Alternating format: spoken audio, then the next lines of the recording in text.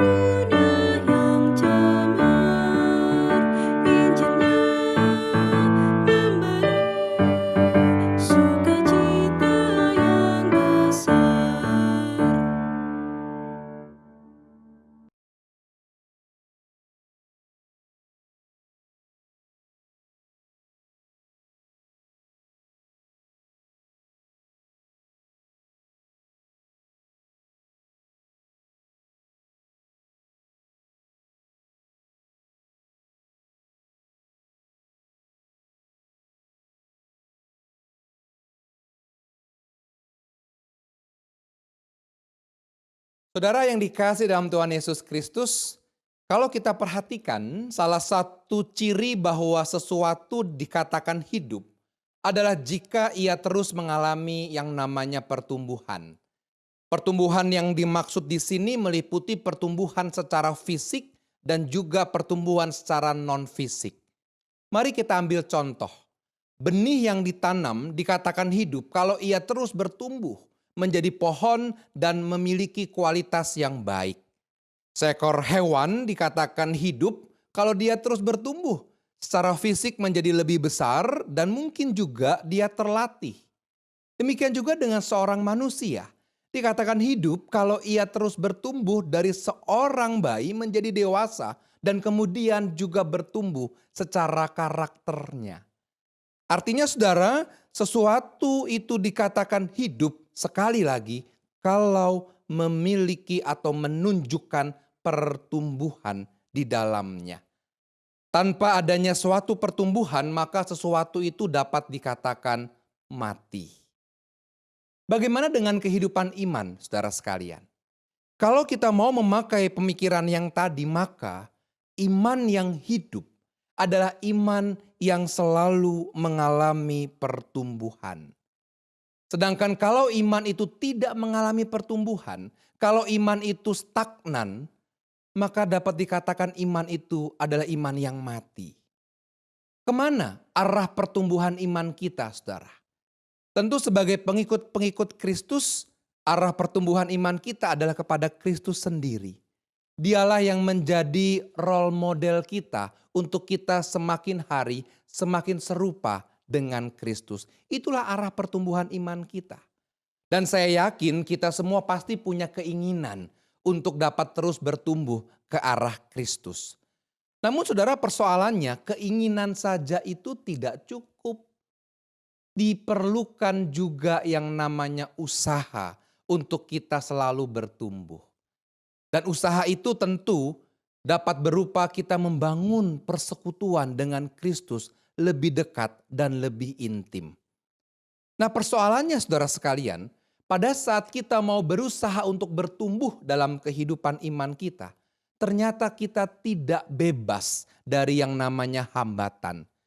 Dalam upaya kita untuk semakin serupa dengan Kristus, justru seringkali kita menemukan banyak sekali hambatan yang bisa membuat kita gagal. Oleh karena itu pada minggu ini kita ingin bersama-sama melihat apa saja yang menjadi hambatan untuk pertumbuhan iman kita. Sehingga kita bisa mengatasinya dan kita dapat terus bertumbuh ke arah Kristus.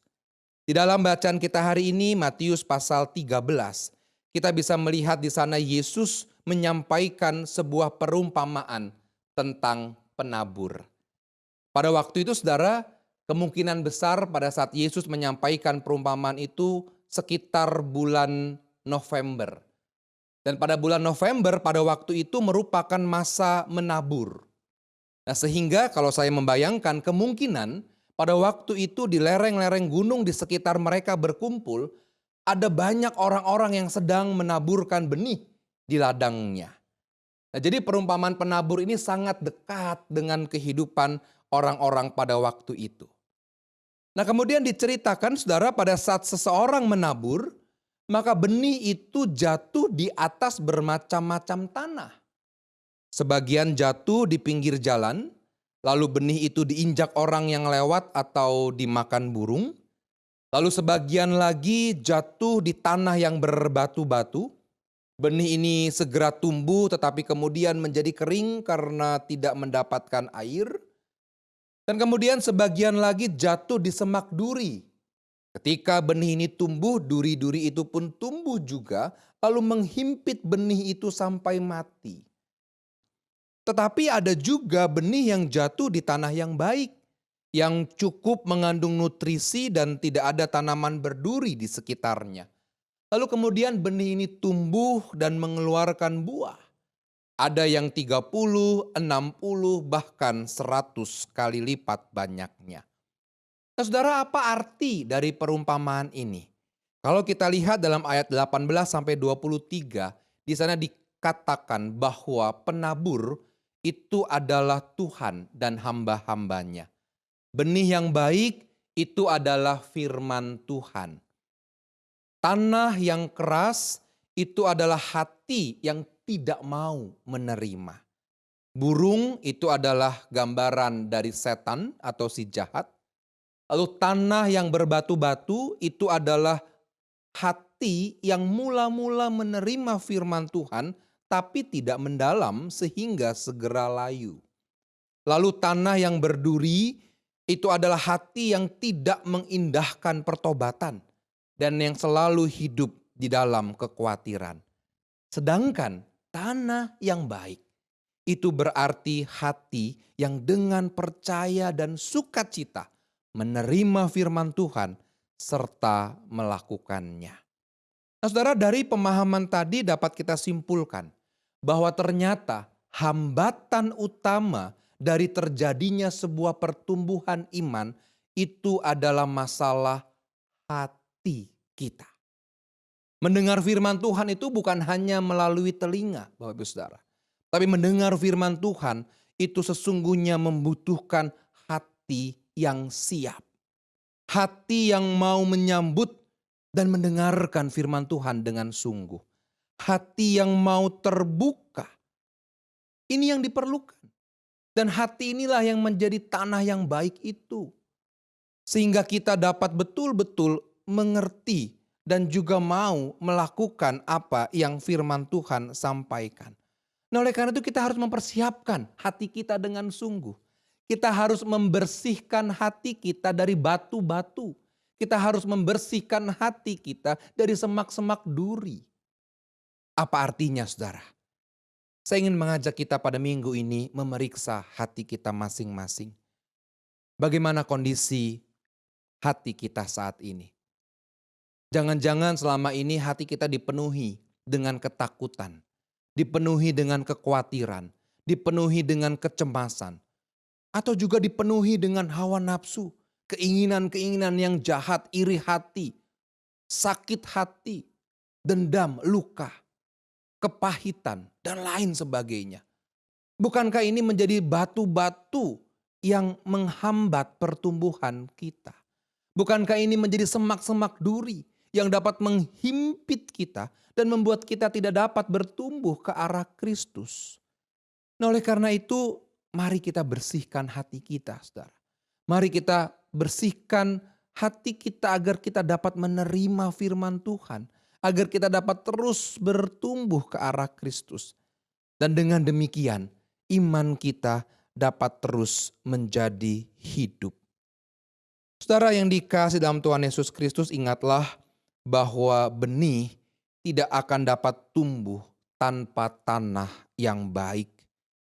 Dan tanah yang baik tidak akan ada kalau kita tidak mengupayakannya. Kalau kita tidak menggarapnya dengan kesungguhan hati.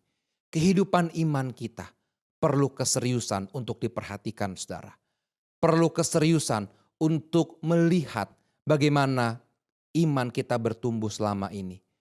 Jangan sampai iman kita menjadi iman yang stagnan, iman yang statis, bahkan iman yang mati. Sebaliknya, kita punya iman yang terus bertumbuh hari demi hari. Semakin dekat dengan Tuhan, semakin mempersiapkan hati kita untuk dipakai Tuhan. Sehingga kita boleh berbuah 30 kali lipat, 60 kali lipat, bahkan 100 kali lipat. Dan biar itu semua hanya untuk kemuliaan nama Tuhan. Selamat melanjutkan pertumbuhan iman kita. Selamat mengatasi hambatan-hambatan yang ada dengan cara membersihkan hati kita dari segala batu dan semak-semak duri. Sehingga kita dapat terus memberikan apa yang baik bagi Tuhan. Tuhan memberkati kita. Amin.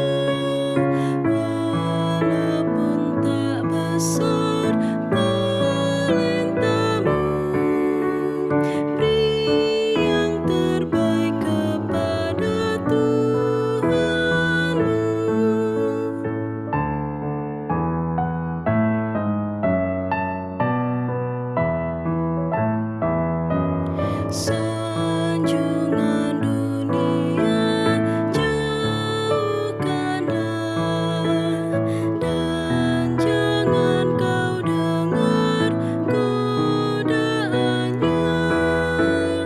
Layani Tuhanmu dalam jerih, dalam hidupmu yang telah kau beri. Tiap karya diberkatinya, namun yang terbaik dimintanya. Walaupun tak besar talentamu, beri yang terbaik kepada Tuhanmu.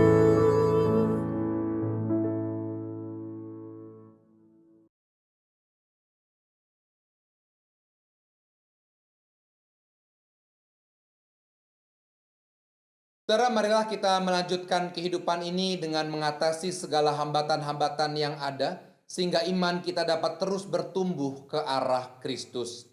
Kini terimalah berkat dari Tuhan. Tuhan memberkati engkau dan melindungi engkau. Tuhan menyinari engkau dengan wajah-Nya dan memberi engkau kasih karunia.